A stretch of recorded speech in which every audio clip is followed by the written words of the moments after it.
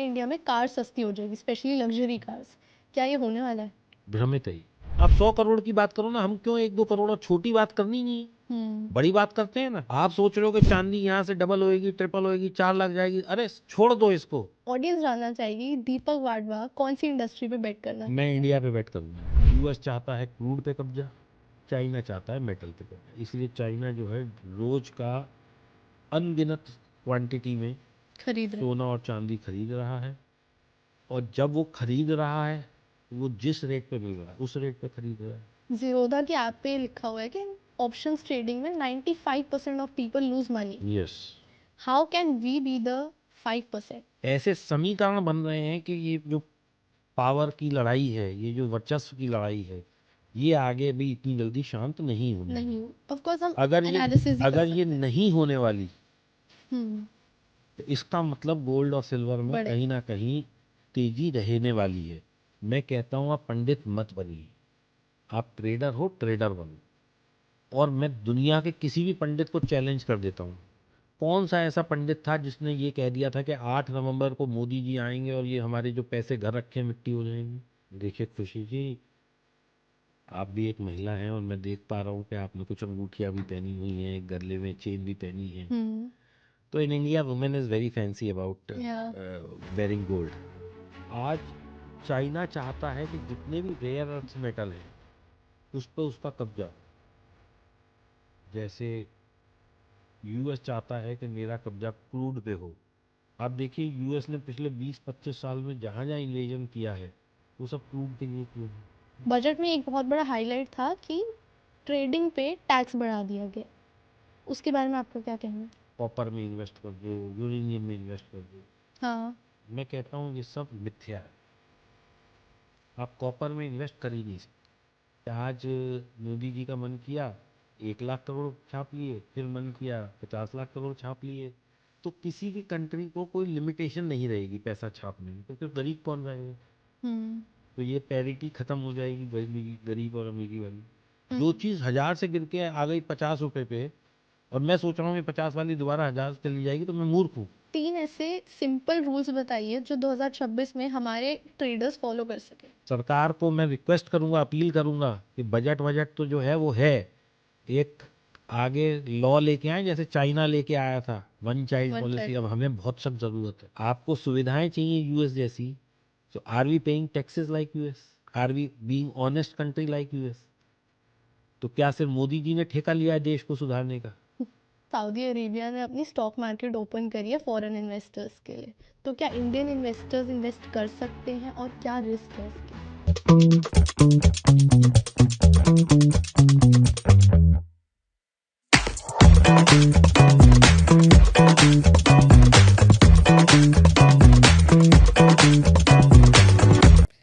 नमस्कार दोस्तों, मैं हूं आपकी होस्ट खुशी के गुण।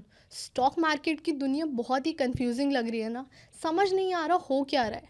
गोल्ड और मेटल्स की रैली कहीं भी जा रही है, स्टॉक्स कहीं भी जा रहे हैं, और कहाँ इन्वेस्ट करना चाहिए और कब निकलना चाहिए उस इन्वेस्टमेंट से कुछ समझ नहीं आ रहा है, आपको भी और मुझे भी। एंड इसीलिए आज नवा टॉक्स के इस एपिसोड पे हमने गेस्ट बुलाए हैं, मिस्टर दीपक वाडवा, जो बहुत ही सीजन ट्रेडर और एजुकेटर हैं। उन्होंने अपने एक्सपीरियंस से हमें समझाया कि गोल्ड और मेटल्स में ये हुआ क्या, क्यों ये गोल्ड और सिल्वर इतना ऊपर नीचे गया, और क्या फ्यूचर में होगा, कहाँ इन्वेस्ट करना चाहिए, किस माइंडसेट से इन्वेस्ट करना चाहिए, बजट को कैसे समझे, और इंडिया की जो ईयू या यूएस के साथ डील्स हुई है उसका क्या इम्पैक्ट होने वाला है। अगर इन सब के सवाल आप भी जानना चाहते हैं तो इस एपिसोड को एंड तक देखिएगा, बहुत ही इंटरेस्टिंग स्टोरीज और बातें की गई हैं। Let's get into this episode. Welcome to Nama talks Deepak sir, we are very glad to have you here. And ये बहुत ही इंटरेस्टिंग एपिसोड होने वाला है क्योंकि हमने पिछले कुछ महीनों से मार्केट में ऐसे ट्रेंड्स देखे हैं, हाईज लोज, एक्सट्रीम हाईज एक्सट्रीम लोज, बहुत अनप्रिडिक्टेबल रही है मार्केट। और आज हम उन्हीं चीज़ों के बारे में बात करेंगे, be it stocks, be it metals, be it global impact क्या रह रहा है, और ऑडियंस के बहुत interesting questions and even crypto.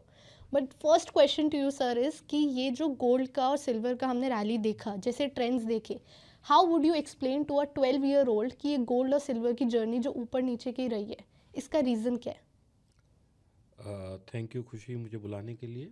और जैसा कि आपने एक कमांड दे दिया है 12 years old वाला, तो मैं थोड़ा आसान भाषा में समझाने की कोशिश करता हूँ। पहले ये समझते हैं गोल्ड है क्या। Hmm. Gold is a metal against which people, या not people I must say, जो सेंट्रल बैंक्स हैं वो करेंसी प्रिंट करते हैं। हम्म।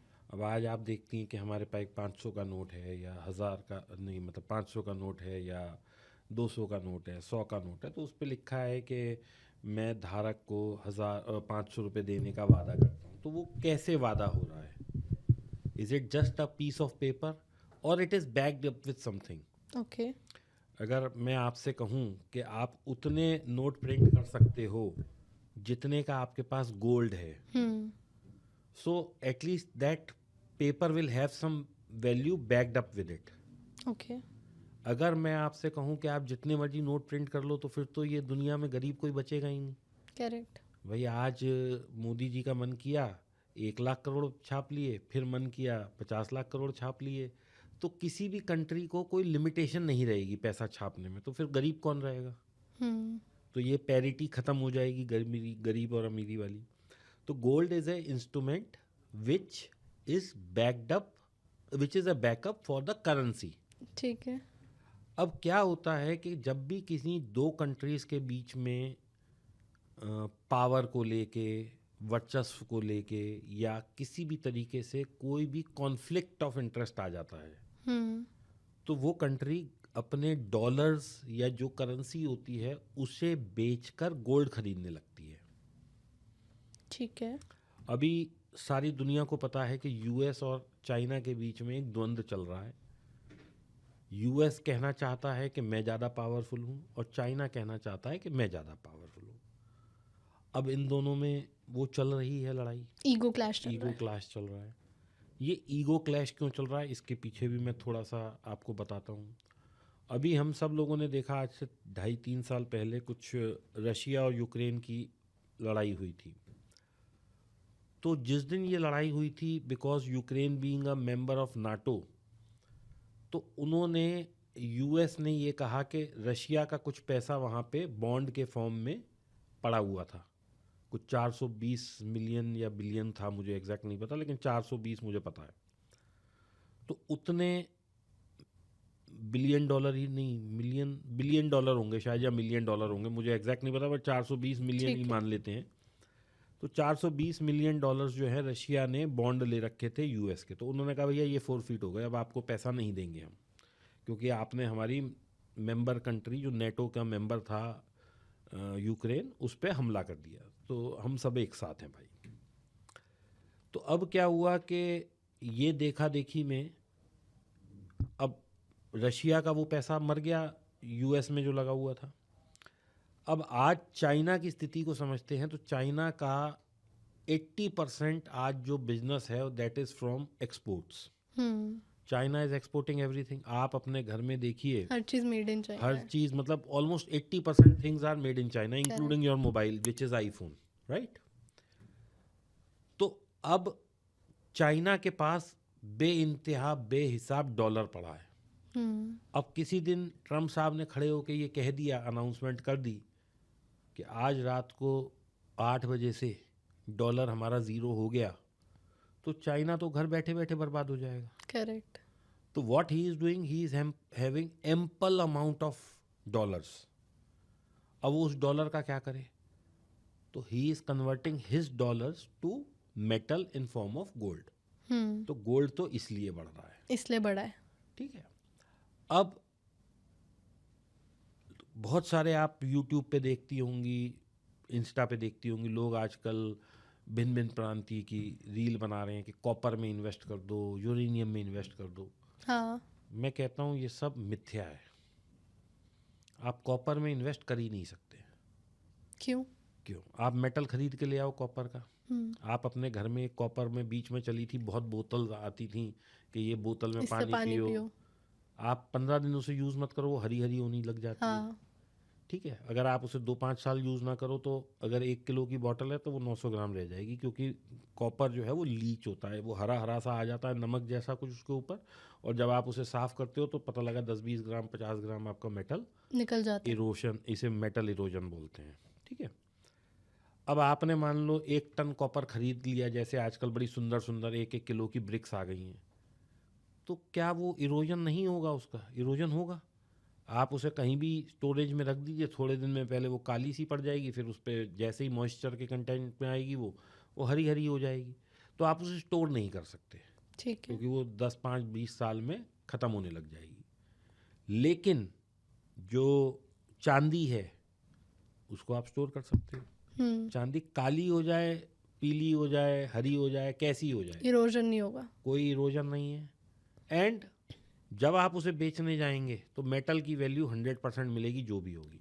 ठीक है। तो गोल्ड भी सीमित है दुनिया में, चांदी भी सीमित है।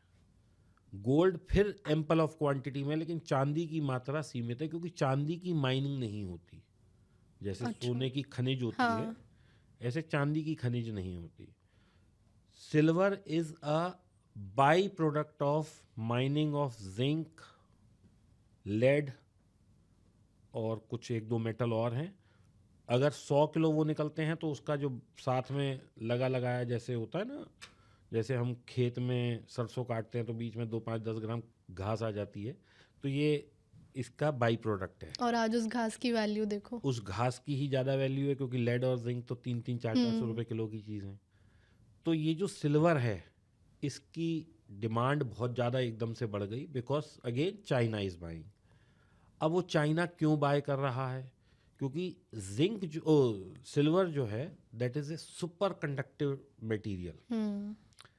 कोई दुनिया में ऐसी चीज़ नहीं है, चाहे वो सीपीयू हो, चाहे वो स्पेस टेक्नोलॉजी हो, चाहे वो एआई हो, चाहे वो आपका कंप्यूटर हो, हर जगह जहाँ भी, इवन जो एरोप्लेन है, हम्म। और ये आज से नहीं, 1960 उससे भी पहले से, जो एरोप्लेन के अंदर तार लगती है ना, उसमें भी कुछ परसेंट सिल्वर डाला जाता है। एक तो उससे उसका वेट कम हो जाता है तार का, दूसरा वो इट बिकम सुपर कंडक्टिव। क्योंकि चांदी का जो रेजिस्टेंस है, as far as electricity is concern, मैं थोड़ा सा बता देता हूँ रेजिस्टेंस क्या होता है। हमने मान लीजिए जो करंट है, यहाँ से 100 यूनिट करंट भेजा, तो कुछ करंट कॉपर भी खाएगी। तो पता लगा कॉपर में यहाँ आके वो करंट हमें 100 की जगह 95 मिला, तो इसका मतलब इसमें 5% रेजिस्टेंस हो गया। ऐसे ही जब हम एल्युमिनियम करते हैं, उसमें भी रेजिस्टेंस, चांदी में मैक्सिमम पास हो जाता है वो, तो इसलिए कहते हैं इट इज़ ए बैड, मतलब good good conductor of conductor. Electricity with zero kind of resistance. Hmm. तो बहुत सारी जगह चांदी के यूजेस हैं। यूज होता है। अभी रिसेंटली सोलर का आपने सुना होगा कि बहुत ज़्यादा एक वो बन रहा है, क्योंकि ज़ीरो पोल्यूशन की तरफ सब लोग जाना चाहते हैं। और दुनिया में जैसे कोयला भी माइनिंग ख़त्म ही हो रही है, सब जगह चाहते हैं लोग पर्यावरण का ध्यान रखा जाए, तो कोयला भी कम हो रहा है। तो इसके लिए सूरज तो चमक ही रहा है, जब तक पृथ्वी रहने वाली है सूरज चमकता रहेगा। तो ज़ीरो, मतलब ठीक है, कैपिटल इंटेंसिव है सोलर का प्रोडक्शन, लेकिन एक बार कैपिटल लग गई, उसके बाद तो 20 साल तक बिजली मिलनी है। हम्म। तो उसमें भी चांदी यूज़ होती है, तो चांदी का रेट इसलिए बढ़ रहा है। और सेकेंडली, आज चाइना चाहता है कि जितने भी रेयर अर्थ मेटल हैं उस पर उसका कब्जा हो। जैसे यूएस चाहता है कि मेरा कब्जा क्रूड पे हो। आप देखिए, यूएस ने पिछले 20-25 साल में जहाँ जहाँ इन्वेजन किया है, वो सब क्रूड के लिए किया है। जिन जिन कंट्रीज़ पे उनका झगड़ा हुआ है, वहाँ पे सब जगह क्रूड की लड़ाई है, चाहे वो अभी लेटेस्ट ये वेनेजुएला भी क्यों ना हो। हम्म। तो कुल मिला के बात क्या है कि यूएस चाहता है क्रूड पे कब्जा, चाइना चाहता है मेटल पे कब्जा। इसलिए चाइना जो है रोज का अनगिनत क्वांटिटी में खरीद रहे। सोना और चांदी खरीद रहा है।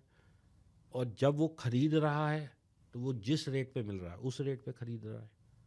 तो इसलिए शॉर्टेज होती जा रही है चांदी की, और और प्राइस बढ़ता जा इसीलिए रहा है। प्राइस बढ़ता जा रहा है। और जैसा कि आपने कहा कि कॉपर के बारे में जो बात हो रही थी कि नहीं खरीदना चाहिए क्योंकि वो इरोड हो जाता है, जी, बट डिजिटली फॉर्मेट में तो बहुत लोगों ने रिटर्न्स अच्छे देखे हैं हिंदुस्तान कॉपर पे। देखिए वो एक कंपनी है जो हम्म। कॉपर बनाती है, ठीक है। कल को मान लीजिए वो प्रॉफिटेबल नहीं रही, तो क्या करेंगे आप कंपनी में पैसा लगा रहे हैं, यू नॉट पुटिंग हाँ। Money in any kind of any metal there. Correct. So when we are talking about metal, then we should buy a product which is backed up with metal. Okay. तो Hindustan copper एक company है जो आज profitable है, कल हो सकता है ना रहे। तो क्या मैं उस पर बेट कर सकता हूँ? नहीं, क्योंकि कंपनी आज में और वेरिएबल्स आज हैं। मान लीजिए 1400 रुपये किलो कॉपर है, लोग खरीद रहे हैं, कल 3000 रुपये किलो हो जाए और ये हम लोग कहें कि ये जो हमारे घरों में कॉपर की वायरिंग हो रही है, इसकी जगह अब एल्युमिनियम करेंगे और उसका प्रोडक्शन ही आधा हो जाए, फिर क्या करेंगे? फिर वो प्रॉफिटेबल रहेगी? नहीं। नहीं। So I am not investing in metal, I am investing in a company. So people must understand, when we buy shares of any company, we are not investing in that product. जैसे चांदी का ETF है, यानी कि मैंने ETF खरीदा तो मेरी वहाँ चांदी पड़ी है। मैंने सोने का ETF लिया, मेरा वहाँ सोना पड़ा है, वो मेरे वॉल्ट में ना पड़ा हो के जिस कंपनी ने मुझे वो रिसीट इशू की है वहाँ पड़ा है। तो उसमें हम मेटल खरीद रहे हैं, उसमें हम मेटल कंपनी खरीद रहे नहीं। हैं, उसमें हम कंपनी नहीं खरीद रहे। When we are buying a ETF, आप मान लीजिए आज आपको मन है कि मेरे को 2000 रुपये का सोना खरीदना है, अब आप सुनार के जाओगे तो कुछ 2000 में आएगा ही नहीं, वो इतनी सी तार भी नहीं कुछ आएगी। भी नहीं।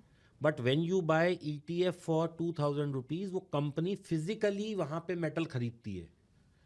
आपका ETF is backed up by metal, metal. But when you buy stock of any company, then there is no surety whether metal is there or not there. ठीक है। अब मुझे जैसे समझ आया हमारा पास्ट ट्रेंड क्यों हुआ था गोल्ड और सिल्वर का, तो थोड़ा सा फ्यूचर के बारे में समझते हैं कि गोल्ड और सिल्वर जो कि बहुत ऑल टाइम हाई जा चुका है, क्या अब वो 2026 में आगे स्टेबल रहेगा, नीचे जाएगा, ऊपर जाएगा? क्या ट्रेंड होने वाला है गोल्ड और सिल्वर का? देखिए खुशी जी, आप भी एक महिला हैं और मैं देख पा रहा हूँ कि आपने कुछ अंगूठियाँ भी पहनी हुई हैं, एक गले में चेन भी पहनी है। तो in India women is very fancy about wearing gold. तो ये चाहत तो कभी ख़त्म होने नहीं वाली है, क्योंकि मैं बताऊँ आपको, जब मेरी शादी हुई थी तो उस वक्त गोल्ड था 4000 रुपये तोला, और आज हम पहुंच गए हैं 1.5 लाख के 1.5 आसपास, lakh. May be even more than that, 2 lakh भी टच कर चुका है। तो मैंने कभी भी ऐसा नहीं देखा कि कोई से भी 5 साल में गोल्ड ने नेगेटिव रिटर्न दी हो। अग्रीड। आप कोई से भी 5 साल का एक ब्लॉक उठा ले, हो सकता है मैंने आज 1.5 लाख में खरीदूं और ये 31 आ जाए, लेकिन आप 5 साल 4 साल का ब्लॉक उठाइए, लॉस नहीं है। There is no loss. Secondly, क्यों लॉस नहीं है? क्योंकि पावर की लड़ाई दुनिया में चलती रहेगी। जब से मैंने होश संभाला है, मैंने कम से कम नहीं तो 10 तो लड़ाई देख ली होंगी। सबसे पहले मैंने 1990 में कुछ खाड़ी युद्ध के नाम से हुआ था, इराक के ऊपर, नहीं ईरान के ऊपर, फिर ईरान इराक हुआ, फिर रशिया यूक्रेन अभी देखा हमने, इस बीच में हमने देखा इराक ख़त्म हो गया पूरा, अफ़गानिस्तान हो गया। तो ये पावर का लड़ाई चलती रहेगी। अभी चाइना और ताइवान में किस दिन क्या हो जाए, और बढ़ेगी। फिर हमने बीच में देखा वो कोरिया और यूएस का भी कॉन्फ्लिक्ट रहा, रशिया और अमेरिका का कॉन्फ्लिक्ट रहा, अभी ये क्या ग्रीनलैंड का हो रहा है। तो आप देखो ये क्या है, अब मतलब अब तक आप देखो आज से 10 साल पहले क्या ट्रेंड था, जो कंट्री जैसे चल रही थी चल रही है, अब वो एक दूसरे को कब्जा करके कि अब मैं जैसे चाइना है मेटल पे कब्जा कर लूँ, यूएसए मैं उस पे कब्जा कर लूँ, क्या नाम है, ग्रीनलैंड ही भाई लेना चाह रहा है, वेनेजुला ले चुका है, इधर यूएस अपना है ही है, क्रूड पे उसका कब्जा है। और क्रूड पे आप देखिए, क्रूड दुनिया में कहीं भी ट्रेड होता है वो डॉलर में ही होता है। हाँ। तो उसका डॉलर का भी वर्चस्व बना हुआ है। बहुत सारी कंट्रीज़ ने मिलकर सोचा कि चलो हम ब्रिक्स बना लें, जिसमें ब्राज़ील, इंडिया, चाइना, लेकिन ये मेटेरियलाइज कहाँ हो पा रहा है? आप बताइए, ये नहीं हो पा रहा। सब सोच रहे हैं कि ब्रिक्स अपनी कंट्री वो करेंसी छापेगा, उधर यूरो स्ट्रांग हो जाएगा, लेकिन कहाँ हो पा रहा है?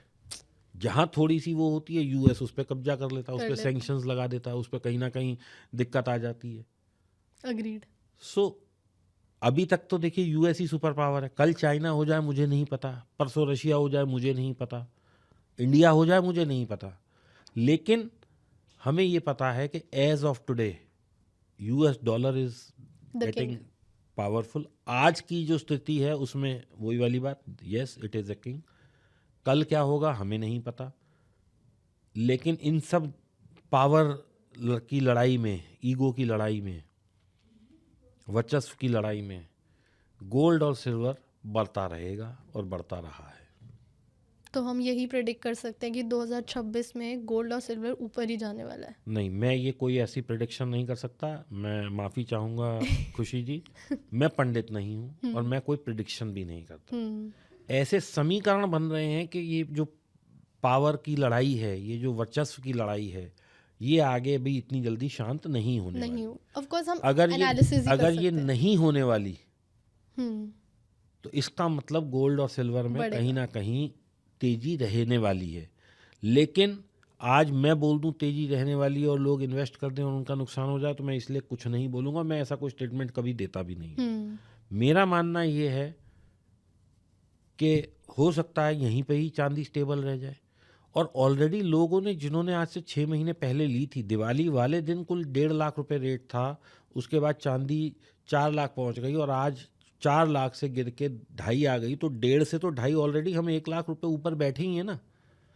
1 लाख लॉन्ग रुपए टर्म सुनने में आपको ऐसा लग रहा है, बट आज से अगर हम 6 महीने पहले चले जाते दिवाली के टाइम पे, which is not even 6 months और मे बी 4 मंथ्स, तो 4 मंथ्स से में हमने आज का प्राइस भी अगर मैं देखूं तो 60% 70% प्रॉफिट पे हैं लोग। अब किसी ने 4 लाख पे ही ले लियो तो ऑफ कोर्स वो लॉस में वो है। लॉस में।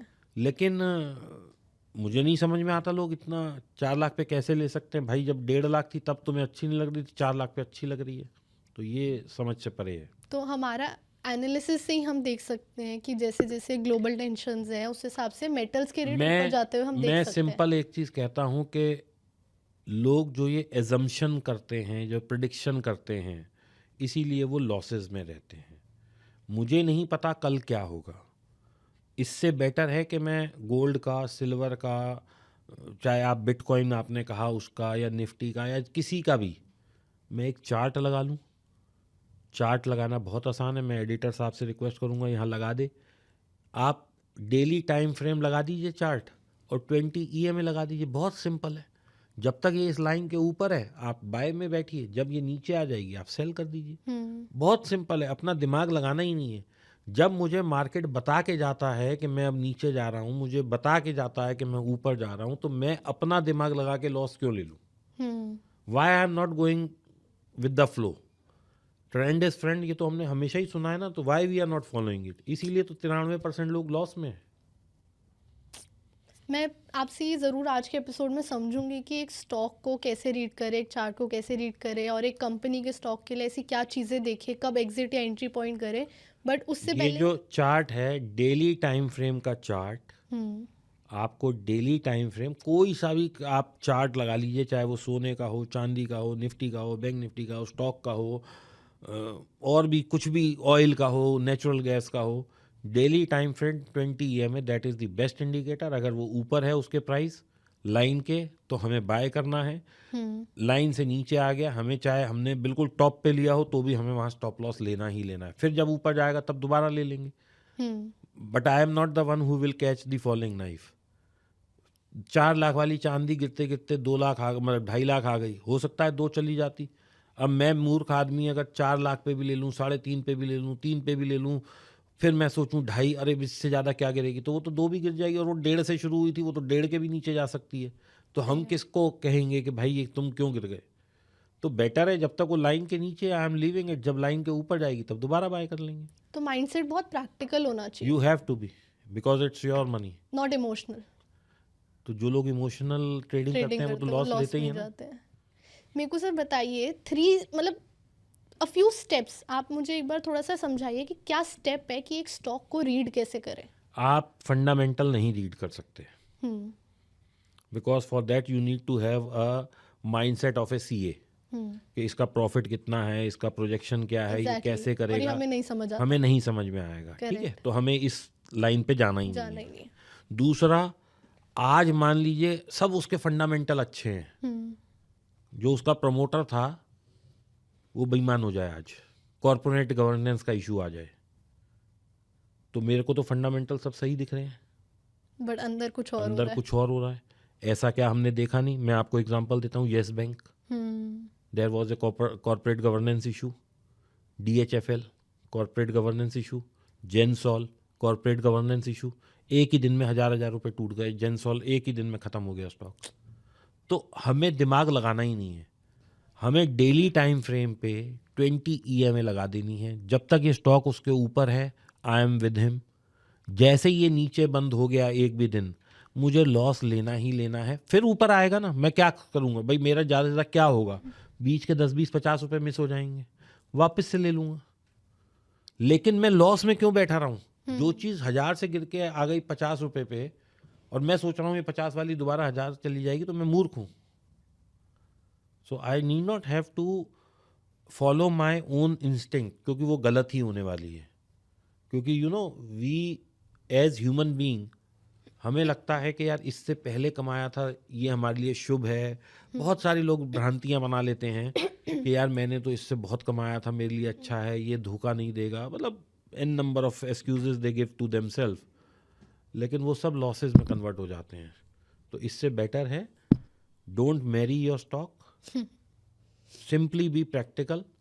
लाइन के ऊपर है, मुझे बाय करना है, लाइन के नीचे है, मुझे सेल करना है। There is no second word to it. This is the only formula to use, any, specially retail investors बिल्कुल। के लिए, जो लोग इतनी नॉलेज नहीं समझते कि कहाँ इन्वेस्ट करना चाहिए, क्या वेरिएबल्स आपको है, कोई फैक्टर्स भी हैं। स्टॉक लेना है, मान लीजिए 100 रुपये चल रहा है वो, और आपको कोई आके कह देता है ये 1000 जाएगा, यही तो होता है, तभी तो लोग लेते हैं, क्योंकि कोई ना कोई आके यूफोरिया बना देता है उसका। मैं कहता हूँ आप 100 पे मत लो, आप 120 पे ले लेना, लेकिन उसे एक बार 20 EMA के ऊपर आने दो। देख लो।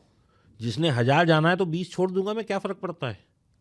करेक्ट। लेकिन मैंने 100 पे लिया और वो 20 आ गया, तो मेरे तो 80 चले गए। That means I have ruined 80% of my capital. Whereas I was dreaming के ये 100 वाली चीज़ 1000 हो जाएगी, मैंने तो यहाँ अपनी कैपिटल ही 80% ख़त्म कर दी। तो मुझे वो नहीं करना है भाई, ऊपर जाने दो। मैं शुरू के 20 50 100 रुपये छोड़ने को तैयार हूँ। मैं चलती ट्रेन में चलूँगा। I will not sit in A train which is not even having a engine. Correct. मैंने एक लाइन पढ़ी थी, जीरोधा की ऐप पे लिखा हुआ है कि ऑप्शंस ट्रेडिंग में 95% of people lose money. Yes, how can we be the 5%? बस ऐसे ही जैसे मैंने बताया this is the only formula जो हम ऑप्शंस में भी भाई। यूज कर आप सकते हैं। चलते ट्रेंड पे चलेंगे ना, जो चीज़ 100 पे है वो 80 20 60 10 भी आ सकती है। जो चीज़ 100 से 120 आ गई, अब वो क्या होगा, वापस 80 आ जाएगी। हाँ। मैं स्टॉप लॉस लेके निकल जाऊंगा। जो चीज़ नीचे गिर रही है, the trend is downward, it can go to zero also. And in my own life I have seen stocks, Educomp पे एक स्टॉक होता था 16,000 वाला स्टॉक 50 पैसे पे बंद हुआ है। 16,000 वाला यूनिटेक, यूनिटेक मैंने खुद देखा है 12,600 पे ट्रेड होते हुए, 12,600 वाला 20 पैसे पे ट्रेड होते हुए देखा है मैंने। सुजलॉन 1200 रुपये का स्टॉक आज आप देख लो कहाँ है, 5 6 रुपये पे घूम रहा है। येस बैंक 600 वाला स्टॉक 6 रुपये पे घूम रहा है। सत्यम कंप्यूटर्स, किसी टाइम में लोग कसमें खाते थे कि भैया इससे बढ़िया कंपनी नहीं है, 5 5 रुपये में मिल रहा था। सो कंपनीज कैन गो हेवे, नुकसान हो सकता है। बेटर है कंपनी से दूर रहिए, इंडेक्स में ट्रेड करिए, you will make better money. कम आएगा, कम जाएगा। Exactly. Why are we reaching for, let's say 1 lakh if we can earn 60 to 70,000? वो ज़्यादा सेफ है, चाहे थोड़ा कम है। मेरा मानना यह है कि आज आप FD करते हैं, पूरे साल पैसा रखते हैं, 5% मिलता है। इससे बेहतर विकल्प आपके पास क्या है कि आप NSE PPF ये सब कर दें, इसमें 7 7.5 मिलता है। इससे बेहतर क्या है, म्यूचुअल फंड 12 13 14% से 30% तक मिलता है आराम से। अगर अब आपके पास इससे बेटर विकल्प है तो आप उसमें जाइए, नहीं तो mutual fund is the best. मैं क्यों पूरा टाइम लगाऊं? आप देखो, सुबह 9 बजे से लेकर 3:30 बजे तक मैं इन्वॉल्व रहूं, पैसा लगाऊं, एनर्जी लगाऊं, और अगर मैं यहाँ पे इन्वॉल्व हूँ तो इसका मतलब I am losing on opportunity cost. आज मैं अगर ट्रेड कर रहा हूँ तो मैं अपना नुकसान तो ले ही रहा हूँ। अगर मैं ट्रेड नहीं करता, ये पैसा म्यूचुअल फंड में देता, नुकसान फ़ायदा वहाँ भी हो सकता है, लेकिन मैं तो कम से कम लाख रुपए महीने की नौकरी कर रहा हूँ, तो that is the opportunity cost. तो मैं I am losing on opportunity cost also and I am not making money in the market also. तो फिर क्या फ़ायदा, मैं कर क्या रहा हूँ? तो ऐसे कौन लोग होने चाहिए जो लोग जॉब छोड़ के अपना फुल टाइम ट्रेडिंग कर सकते हैं? जॉब छोड़ के फुल टाइम ट्रेडिंग तो मैं किसी को सजेस्ट ही नहीं करता, और अगर फिर भी किसी को बिल्कुल ही ये है कि भैया मुझे तो करना ही करना है, तो वो पहले कम से कम साल 6 महीने ये देख लें कि मैं अगर 1 लाख रुपए कमा रहा हूँ जॉब से, तो क्या मैं 2 लाख रुपए ट्रेडिंग से कमा सकता हूँ।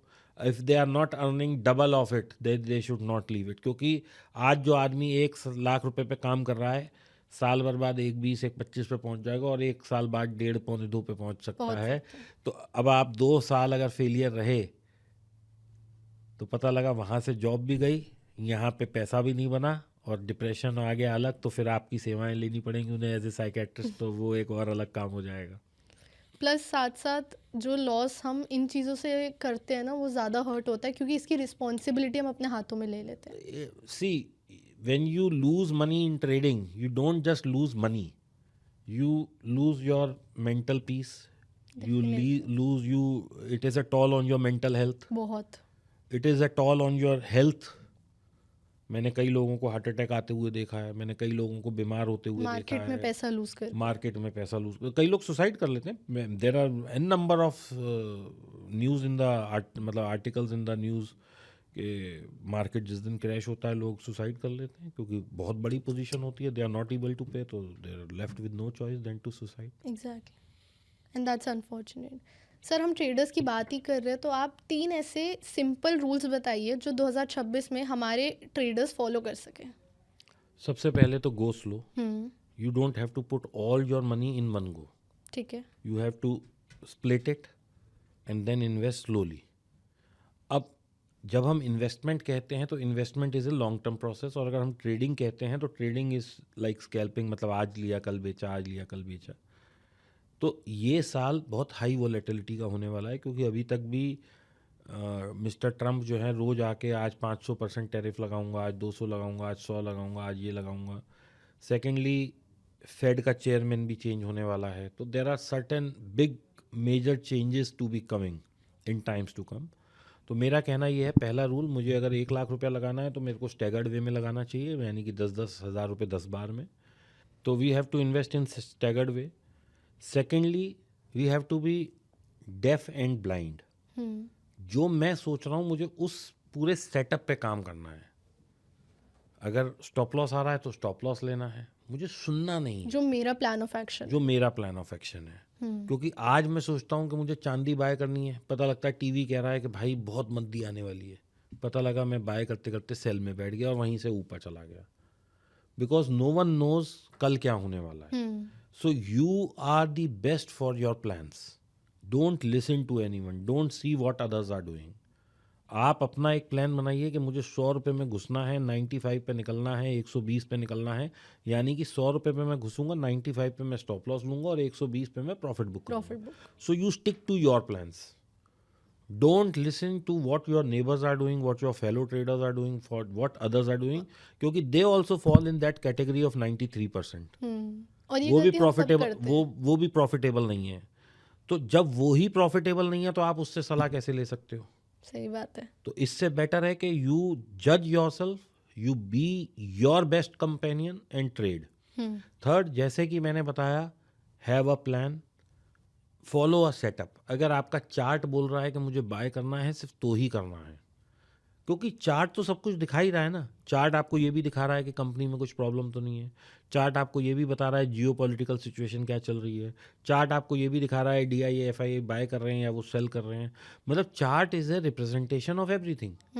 तो मैं क्यों टीवी की सुनूं, मैं क्यों किसी को यूट्यूब पे सुनूं, कोई मेरे को क्यों सुने? मैं तो कहता हूँ भाई चार्ट देखो ना, चार्ट अगर कह रहा है बाय तो बाय करो, चार्ट कह रहा है सेल करो तो सेल करो, चार्ट की सुनो। चार्ट की सुनो। टॉक टू चार्ट्स, मैं तो बहुत जगह बोलता हूँ टॉक टू योर चार्ट्स, क्योंकि आप मेरे से बात करो, इससे बात करो, you are just wasting your time, but if you are talking to the chart you will learn how to make money in this market.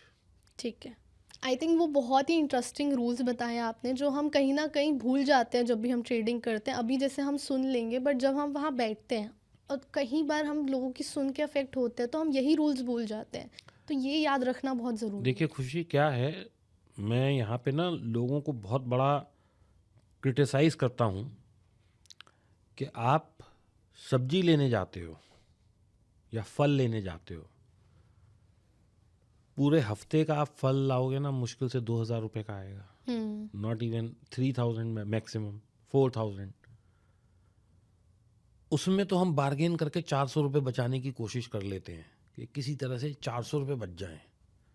आज मुझे मोबाइल लेना होता है तो मैं एक दुकान पे जाऊंगा, अच्छा दूसरा वाला कहेगा मैं आपके सर क्रेडिट कार्ड के साथ ये स्कीम लगा दूंगा, तीसरा कहेगा मैं कैशबैक दे दूंगा। हम एक मोबाइल खरीदने के लिए जहाँ पे हम मुश्किल से 5,000 रुपये नहीं बचा पा रहे, और फिर हम उसे दिखाते हैं कि देख भाई ऑनलाइन तो इतने का मिल रहा है, तो फिर ऑनलाइन मंगा लो ना, वाई वेस्टिंग टाइम। आज 80% लोग क्या कर रहे हैं, हीटर लेने गए 10,000 का, भैया ऑनलाइन तो 9,000 का मिल रहा है, तो फिर आप 9,000 मंगा लो ना। Why you are wasting your resources. Petrol लगाया, टाइम लगाया, उस दुकानदार से झिकझिक करी, 9,000 का मंगा के ख़त्म करो। सही बात है। तो आप अपने टाइम की वैल्यू ही नहीं कर रहे। So people are saving small money and giving big money like anything. Stock market में आते ही पता नहीं आंखों पे क्या पट्टी आ जाती है, करोड़ों रुपए खो देते हैं, लेकिन 400 रुपए के लिए झिकझिक कर लेंगे। तो ये एटीट्यूड जब तक नहीं चेंज होगा, focus on big things not on small things, bargain on big things not on small things, ये एटीट्यूड लाना पड़ेगा। बहुत इंपॉर्टेंट है। अब मैं एक एग्जांपल देता हूँ आपको। आप गाड़ी चलाते हो, आप कितनी दफ़ा तुम्हारा लाइसेंस चेक हुआ है? जब तक कुछ गलत नहीं करते तब तक। पिछले एक साल में तुम बताओ, तुम गाड़ी चलाती हो, कितनी दफ़ा लाइसेंस एक चेक? बार भी नहीं। मेरा भी नहीं हुआ। मैं तो पिछले 30 साल से गाड़ी चला रहा हूँ ऑलमोस्ट। मेरा लाइसेंस मेरे ख्याल पिछले 2-3 साल में एक बार मुझे पुलिस वाले ने देख के नहीं रोका। लेकिन जिस दिन मैं लाइसेंस मेरी जेब में नहीं होता, उस दिन मुझे अंदर से वो होता है यार कहीं चेकिंग ना हो जाए आज। सो मेरे को उसका तो डर है। जो चीज़ मेरे साथ साल में 2 साल 5 साल में 1-2 बार हो रही है, लेकिन मैं ट्रेडिंग के वक्त आते ही बिल्कुल बेखौफ हो जाता हूँ, क्योंकि वहाँ मैं पैसा खो रहा हूँ, मैं अपने इमोशंस को वो मतलब काउंट ही नहीं कर रहा। मैं यहाँ पे अकल ही नहीं लगा रहा कि भाई मेरे को यहाँ पे स्टॉप लॉस लेना है, मेरे को यहाँ पे I don't have need not have to marry the stock और द इंडेक्स और whatever I am trading, I don't have to लगाओ my dil there, I have to think from my brain.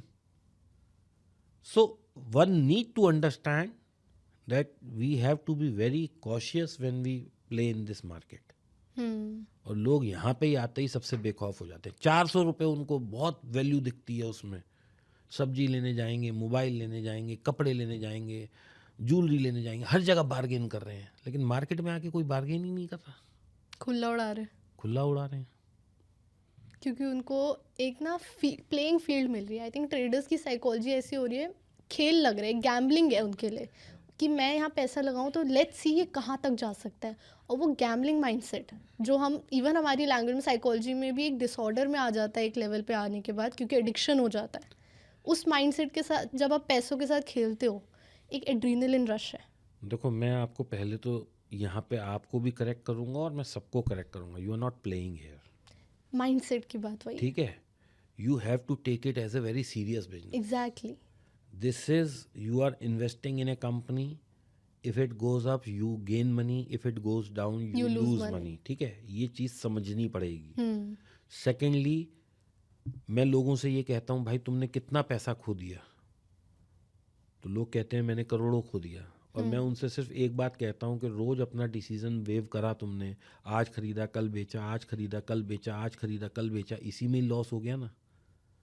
Why not, जो day 1 पे position बनाई थी अगर आज तक उसमें बैठते तो लॉस होता। तो लोग कहते हैं नहीं करोड़ों रुपए कमा के उठते, करोड़ों रुपए।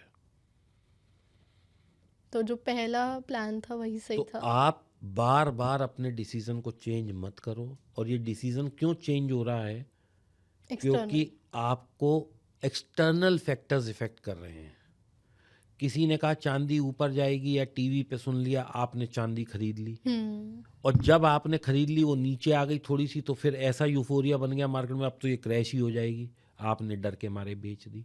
तो ना आपका घुसने में डिसीजन था, ना निकलने में डिसीजन था, कोई और लेगा। आप तो बेवकूफ़ हो। Someone else is playing with your mind and you are just acting as a slave. तो वैसे ही दिया हो ना यार पैसा किसी को। ऐसे में तो मैं कहता हूँ भाई कहीं किसी की चैरिटी कर दो, किसी गुरुद्वारे में दे दो, किसी गरीब को खिला दो, कम से कम दुआ तो मिलेगी। भाई आपने तो खोना ही है, क्योंकि you are not using your brain, तो भाई दुआएं ले लो, क्या पता उससे और पैसा ज़्यादा बन पैसा जाए। आ जाए। सही बात है। सर एक क्वेश्चन जो मेरा था आपके लिए कि 3 तरह की कैप्स हैं, large cap, mid cap, small cap. 2026 में कौन सबसे ज़्यादा आउट परफॉर्म करेगा? ये किसी को नहीं पता होता जी कौन परफॉर्म करेगा। मेरा कहना ये है, आपके पास 100 रुपये हैं, आप 100 रुपये को स्टेगर्ड वे में लगाइए। पहले समझ लेते हैं लार्ज कैप क्या है, मिड कैप क्या है, स्मॉल कैप क्या है। लार्ज कैप वो बड़ी कंपनीज हैं जिनकी मार्केट कैप शायद 50,000 करोड़ से बड़ी है। 5,000 या 2,000 करोड़ से लेके 50,000 करोड़, या मेरे ख्याल 20,000 करोड़, मुझे एग्जैक्ट नहीं पता है, वो देख लीजिए, आप गूगल कर लीजिए, कहिए तो मैं देख के बता दूं। बड़ी कंपनी, मझौली कंपनी, छोटी कंपनी, ठीक है। Small cap, mid cap, large cap. अभी लार्ज कैप में क्या है, बहुत स्ट्रॉन्ग कॉरपोरेट गवर्नेंस होता है, बड़ा बिजनेस होता है, मार्केट कैप 1 लाख करोड़ से 20 लाख करोड़ तक होता है। तो यहाँ पे प्रॉफिट भी कम आता है, लॉस भी कम होता है। Large cap is like a FD से ज़्यादा रिटर्न है, लेकिन रिस्क भी है। मैं ये नहीं कहूँगा रिस्क नहीं है, माइनस भी हो सकता है, लेकिन नॉर्मल रूप से 10% के आसपास, बहुत स्टेबल। 12% की रिटर्न निफ्टी में ही अगर हम इन्वेस्ट करें तो 15-17% की रिटर्न साल की आ जाती है। अब आते हैं मिड कैप पे। तो मिड कैप क्या है, 12% से लेके 24-25% तक रिटर्न दे देते हैं। लेकिन I am not talking about any particular company, I am talking about the basket. Basket. Then come small cap. जब ये चलते हैं तो ये 30-35% की भी रिटर्न दे देते हैं महीने और साल की, और ये सबको बीट कर देते हैं, लेकिन रिस्क भी उतना इन्वॉल्व है। अब हम ज़्यादा इसको रिस्क। ऐसे समझते हैं कि आज एक बहुत बड़ी कंपनी है, वो बंद होने के उसके चांस कम हैं, वो उसका सेल प्लस माइनस होता रहेगा लेकिन बंद नहीं होगी।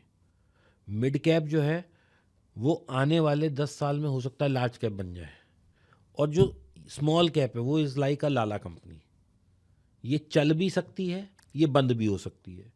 अब इसका एक और मैं उदाहरण देता हूँ कि जो लार्ज कैप है उसकी जो टर्नओवर है वो मान लीजिए आज 50,000 करोड़ की है एक क्वार्टर की। अब ये 50,000 करोड़ से 1 लाख करोड़ होना बड़ा मुश्किल काम है, क्योंकि बहुत बड़ा वॉल्यूम ऑफ मनी है। यानी कि ये 100% ग्रोथ नहीं दिखा सकती इतनी आसानी से। लेकिन जो मिड कैप है जिसकी की टर्नओवर पूरे मतलब क्वार्टर की 10,000 करोड़ है, वो 15,000 करोड़ हो सकती है, 20,000 करोड़ हो सकती है। तो ये डबल हो गई, तो यहाँ ग्रोथ ज़्यादा है। और जो स्मॉल कैप है, आज मान लीजिए वो 1,000 करोड़ का काम कर रही है, वो 5,000 करोड़ हो गई, तो वहाँ पे कितनी रिटर्न आ गई, 5x हो गई। यहाँ पे 5,000 करोड़ बढ़ सकते हैं, तो इसमें ग्रोथ होएगी 500% की। जो 50,000 करोड़ में अगर 500 करोड़ बढ़ते हैं तो वो 1% की ग्रोथ कहलाएगी, और यहाँ पे वो 1% क्या, वो तो पॉइंटों में आ जाएगी। सो यहाँ पे ग्रोथ कम है लार्ज कैप में, मिड कैप में साइजेबल ग्रोथ है, स्मॉल कैप में बहुत अच्छी ग्रोथ है। लेकिन स्मॉल कैप में क्या होता है, अगर 100 कंपनी की बास्केट है उसमें से हो सकता है 15 बंद हो जाए, कभी भी हो सकता है। कभी भी बंद हो सकती है, रिस्क ज़्यादा है। रिस्क ज़्यादा है। लेकिन over a period of 10 years, 20 years, 30 years 30% की रिटर्न है। बट कहते हैं मिड कैप स्मॉल कैप को बीट करता है। नहीं, स्मॉल कैप तो रिस्क ही ज़्यादा है, रिटर्न भी ज़्यादा देता है।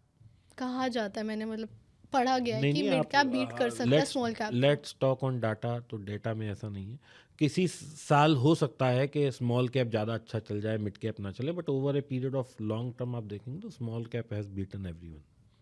ठीक है सर, एक अल्टीमेट क्वेश्चन जो मेरी ऑडियंस ज़रूर जानना चाहेगी कि क्या 2026 में मार्केट क्रैश आने वाला है या नहीं? किसी को नहीं पता। कोई चांसेस है? चांसेस तो देखिए ऐसा है कि I will speak something very odd, मुझे नहीं पता मैं यहाँ से घर भी पहुँचूंगा या नहीं। So it is as good as this question. But अगर नेक्स्ट 3 मंथ्स की भी बात करें, हो सकता है आज ही रात को दुनिया में अमन चैन पीस सब हो जाए, और हो सकता है आज ही रात को रशिया और अमेरिका लड़ पड़े, चाइना और अमेरिका लड़ पड़े। हमें नहीं पता खुशी, ये चीज़ें मैं कहता हूँ आप पंडित मत बनिए, आप ट्रेडर हो, ट्रेडर बनो। और मैं दुनिया के किसी भी पंडित को चैलेंज कर देता हूँ, कौन सा ऐसा पंडित था जिसने ये कह दिया था कि 8 नवंबर को मोदी जी आएंगे और ये हमारे जो पैसे घर रखे हैं मिट्टी हो जाएंगे? आप मुझे बताओ, कोई पंडित था? इतना बड़ा इवेंट जहाँ पे हमारे दुनिया में मतलब इंडिया में जितने लोगों के पास पैसा था सब उसकी वैल्यू डिवैल्यूएशन हो गई। करेक्ट। पंडित आज मैं देखता हूँ रीलों में आके बोल रहे हैं सोना चांदी यहाँ से ऊपर जाएगा, डॉलर में कमजोरी आएगी। तो भाई तुमने रुपए की कमजोरी क्यों नहीं उसने निकाली जब 8 नवंबर था? मुझे किसी की भी एक रिकॉर्डिंग दिखा दो। सो ये सब अटकलें होती हैं, किसी को नहीं पता कल कौन सा देश कहाँ लड़ेगा, कौन से देश में संधि हो जाएगी। कल अगर चाइना और अमेरिका दोस्त हो गए तो सबसे पहले गोल्ड क्रैश हो जाएगा, और इनकी लड़ाई लड़ती रही तो स्टॉक मार्केट क्रैश हो जाएगी। So better design A portfolio which has large cap, small cap, mid cap, gold, silver, bitcoin, insurances. ऐसा एक पोर्टफोलियो बनाओ ना जिसमें सब कुछ हो। कभी एक चीज़ चलेगी, कभी दूसरी चलेगी, लेकिन हाँ 20-25 साल बाद देखेंगे सब में मुनाफा होगा। बट कहीं इंडियन फैमिलीज ने, स्पेशली मिडिल क्लास फैमिलीज ने एकदम से गोल्ड का राइस सुना कि बढ़ने वाला है, बढ़ने वाला है, बढ़ने वाला है, और एकदम से सारा कैपिटल गोल्ड में डाल दिया है। क्या ये एक बेवकूफ़ी थी? वेट करें, बढ़ जाएंगे, रेट आएगा, 10-5 साल लग सकते हैं, आ जाएगा रेट। तो ये बेवकूफ़ी नहीं थी? देखिए, अब आप जो डिसीजन ले चुके हो उस पे हमारे पास लाइफ में ना रिवर्स का बटन नहीं होता, रिवाइंड बटन लाइफ देती नहीं है। तो अब जो डिसीजन ले लिया, चाहे वो गलत है या सही है, उसे एक्सेप्ट करो, वेट कर लो ना यार, क्या दिक्कत है। आज मैं कह दूं कि बेवकूफ़ी थी और कुछ लोग इसको आज ही बेच लें, लॉस बुक कर लें और कल फिर किसी और चीज़ में लगा दें और वो गिर जाए, पता लगा गोल्ड ऊपर बढ़ जाए, तो मैं तो कहता हूँ अब गलती हो गई तो भाई वेट करो। मेरे ख्याल से भगवान की यही रज़ा है कि अभी आप आगे कुछ ना करो, उसी के साथ बने रहो। तो बट डाइवर्सिफाई करने को कहा जाता है। तो अब आप ही ने मुझसे कहा ना कि लोग बेवकूफ़ी कर चुके हैं और सारी कैपिटल लगा चुके हैं, तो आज मैं ये नहीं कहूँगा कि आप इसको बेच के अब स्टॉक मार्केट में लगा लो। पता लगा ये तो गिरा ही पड़ा है, स्टॉक मार्केट में आप घुसे, ये और गिर गया 30%, तो इससे बेटर है कि गोल्ड ही बढ़ जाता। तो अब जो डिसीजन ले चुके हो उस पर बने रहो, लेकिन आगे डाइवर्सिफाई करके लगाओ। जैसे मैंने बताया कि लार्ज कैप भी होना चाहिए, मिड कैप भी होना चाहिए, स्मॉल कैप भी होना चाहिए, गोल्ड भी होना चाहिए, सिल्वर भी होना चाहिए, बिटकॉइन भी होना चाहिए, और बहुत सारी चीज़ें हैं। वो सब का आप एक बास्केट बनाएं, चाहे 1 रुपया लगाएं या 1 लाख रुपया लगाएं या 1 करोड़ लगाएं, उसी स्प्लिट को बरकरार रखें, उसी परसेंटेज वाइज, तो पैसा बन जाएगा आने वाले समय में। But it is a investment is a long term journey, it is not overnight. या इट्स नॉट, मतलब कहते हैं ना कि if you are thinking of owning a stock, you own it for 10 years at least, not for 10 मैं तो आपकी minutes. Audience को एक फार्मूला दे जाता हूँ भाई, देखो आप small cap, large cap, mid cap की हम बातें कर रहे हैं। कोई भी यूथ या कोई भी पेरेंट अपने बच्चे के लिए, मान लीजिए किसी का आज बच्चा हुआ है, ठीक है, हमें तो नहीं पता कौन क्या कब तक चलेगा, लेकिन हम मान लेते हैं आज ही बच्चा हुआ है। आप 1000 रुपये की सिप चालू कर दो ना उसके लिए, 15% की भी रिटर्न आएगी, तो 65 ईयर्स, 69 ईयर्स में 100 करोड़ रुपया होगा, केवल 1000 रुपये जोड़ के। आप लगा लो, मैं आप देखो, आप कर लो सिप कैलकुलेटर, लगा लो 15% की रिटर्न में। मिड स्मॉल कैप ने 30% की रिटर्न दी है पिछले 5 से 7 साल में, मैं तो 15 ही लगा रहा हूँ। आप 1000 रुपये मतलब 15% पे कंपाउंड करो, आने वाले 60 साल है शायद, 100 करोड़ बन जाएगा। क्यों अपन छोटी मोटी बात करें। एक जनरेशन, मतलब आज कोई फादर शुरू करे और वो अपने बच्चे को ये कह के दे कि बेटा मेरे ये तूने 1000 रुपये जोड़ते रहना है, तो आपके सेकंड जनरेशन, मतलब मेरे से नेक्स्ट वाली जनरेशन 100 करोड़ रुपए होगा उसके पास। 60 साल का पेशेंस। वो तो आप दिखाओ ना, आपके पास पैसे कम है इसलिए 60 साल है, आप ज़्यादा पैसे लगा लो, आपको जल्दी मिल जाएगा। मैं आपको एग्जैक्ट फिगर बता देता तो हूँ। घर बैठे कोई भी कैलकुलेट ये चीज़ कर सकते हैं। हाँ, 67 ईयर्स में 100 करोड़ बन रहा है आपका 1000 रुपये पे। आप 2000 रुपये लगाते हो तो 62 ईयर्स में बन रहा है। आप 5000 रुपये लगाते हो, और मैं 1-2 करोड़ की बात नहीं, मैं सीधी 100 करोड़ की बात कर रहा हूँ। 5000 रुपये लगाते हो 56% पे 56 साल में बन रहा है। 10,000 लगाते हो 51 साल में बन रहा है। 15 करोड़ लगाते हो 48 ईयर्स में बन रहा है। 20 करोड़ लगाते हो 46 ईयर्स में बन रहा है। 20,000 लगाते हो 46 ईयर्स में बन रहा है। 25,000 लगाते हो 44 साल में बन रहा है, और 30,000 लगाते हो 43 ईयर्स में बन रहा है। SIP से आप इतने करोड़ कमा सकते हैं। हाँ, आप 100 करोड़ की बात करो ना, हम क्यों 1-2 करोड़, और छोटी बात करनी नहीं है, बड़ी बात करते हैं ना। आप सोच रहे हो कि चांदी यहाँ से डबल होएगी, ट्रिपल होएगी, 4 लाख जाएगी, अरे छोड़ दो इसको, प्लानिंग करो कि मेरे को तो जो जीवन है सो है, मेरी नेक्स्ट जनरेशन तो 100 करोड़ में खेले। आप लगाओ 1,000 रुपए, मैं कोई अनरियलिस्टिक बात नहीं कर रहा। बिल्कुल रियलिस्टिक है। तो फिर, और मैं ये भी नहीं कह रहा कि आपको 100 करोड़ कमाने के लिए 1 करोड़ हर महीने लगाना है, 1 करोड़ साल लगाना। भाई 1,000 रुपए तो कोई भी लगा सकता कोई है, भी लगा सकता है, बट डिसिप्लिन से लगाओ ना आप।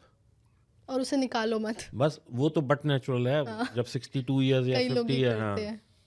ठीक है, अगर मैं आपसे क्रिप्टो के बारे में अब जानना चाहूँ थोड़ा सा, क्योंकि हम देख रहे हैं यूएस, ट्रम्प, एलॉन मस्क सब क्रिप्टो में जा रहे हैं, तो क्या अब क्रिप्टो एक सेफ एसेट बन चुका है इंडियन मिडिल क्लास फैमिलीज के लिए? देखो, जो चीज़ खुशी मार्केट में आ गई वो कभी भी सेफ नहीं होती। सेफ वर्ड के लिए सिर्फ एक चीज़ होती है, वो है एफडी। लेकिन एफडी भी कुल 5 ही लाख तक सेफ है। आपने 2 करोड़ की एफडी करा रखी है, बैंक बंद हो जाए तो आपको सिर्फ 5 लाख मिलेंगे, ये आरबीआई कहता है। तो कहाँ है सेफ्टी, आप मुझे बताओ। आप गोल्ड घर ला के रखो, चोरी हो गई। अभी मैं देख रहा था परसों, लोगों के बैंक के लॉकर से सोना गायब हो गया। हाँ, मैंने तो भी कहाँ देखा। है सेफ्टी? तो there is nothing called safety in this world.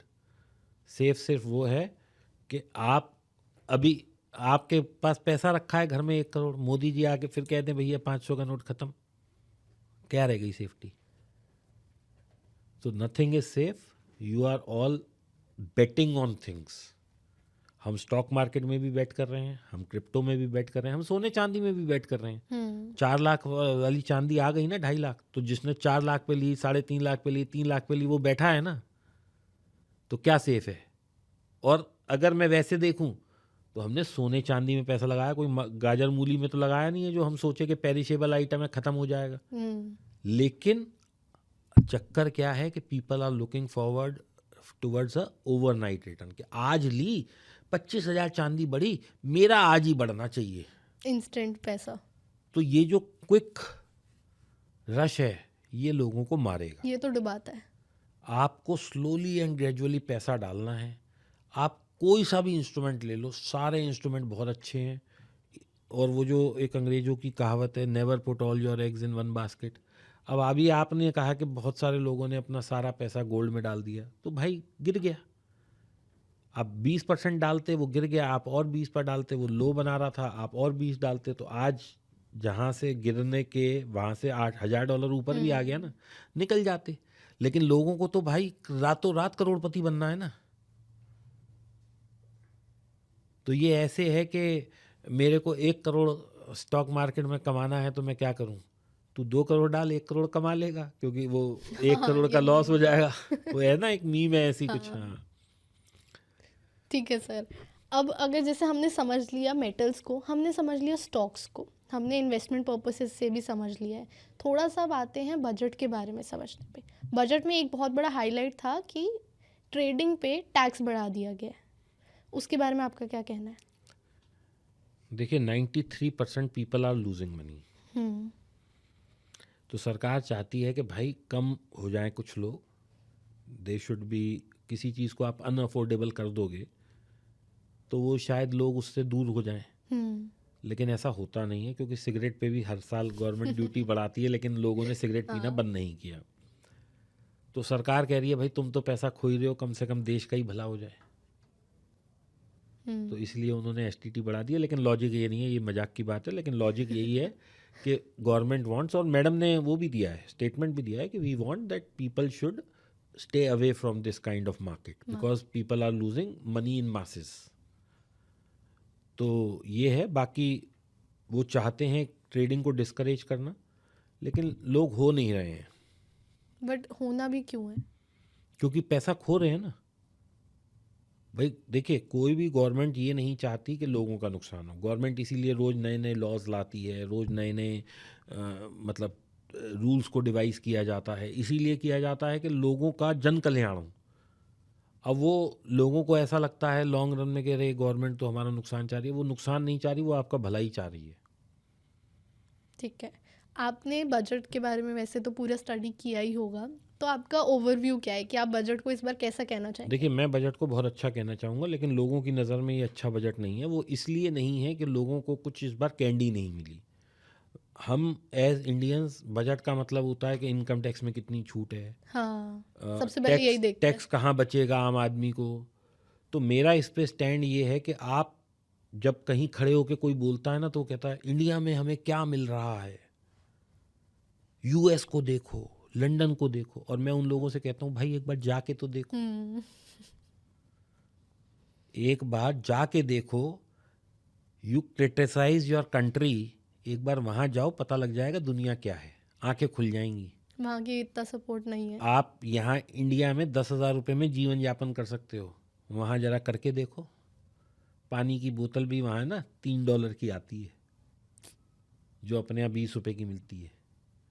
Secondly वहाँ चोरी करके तो देखो टैक्स की। यहाँ जो बिल्कुल खुले चौड़ी में लोग चोरी कर रहे हैं, आपको सुविधाएं चाहिए यूएस जैसी, so are we paying taxes like US, are we being honest country like US? तो क्या सिर्फ मोदी जी ने ठेका लिया है देश को सुधारने का?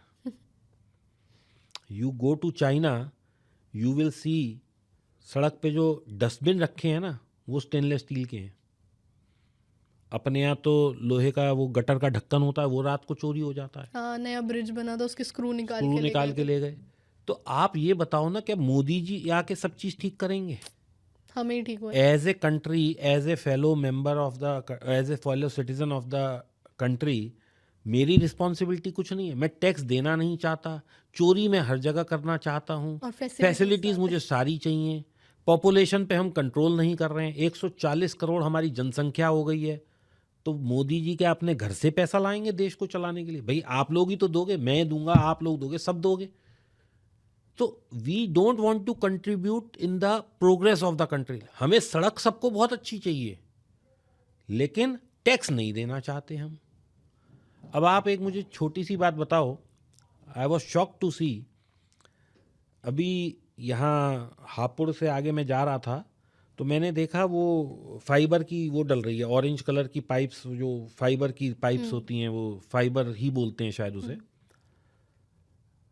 अब वो रात को छोड़ के गए सरकारी लोग, रात को वो चोरी करके ले गए। अरे जो चोरी करके ले जा रहा है उसको कम से कम बेवकूफ़ से ये तो पूछो कि भाई तू इसका करेगा क्या, ये तो रस्सी की तरह भी काम नहीं आ सकती।